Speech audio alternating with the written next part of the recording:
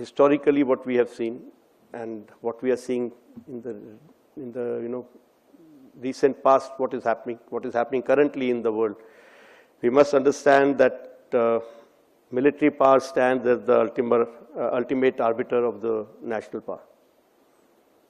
Anybody who can be very economically sound but cannot be secure.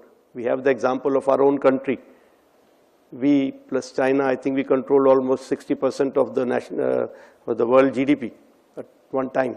But that didn't stop us from getting captured and colonized. So any one of these powers are very important. But finally, what is required is a very robust military. Because if you don't have a robust military, you can be subjugated by anybody. Venezuela, Iraq is one of the examples, some of the examples that we have. And what does military power do? It will protect your economic activities. It will give you the freedom. It will secure the technological infrastructure that you have. And also, it will give credibility to your diplomacy, the soft power that I talked about.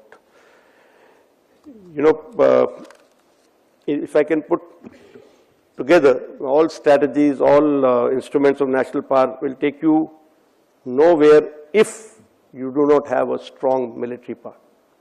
So that becomes an absolute necessity. And, it is the military power which is very important, but along with that, it is the will to use that military power which becomes even more important. So you have to show that will, because unless you have the military power, unless you have the will to use it, you can keep showing restraint, but that restraint will be seen as a weakness. It's only when you're strong enough and you show restraint that it is seen as capability. That there's that Kabir का दोहा है कि क्षमा शोभती उस भुजंग को जिसके पास गरल हो उसका क्या जो दंतहीन विषरहित विनीत सरल हो.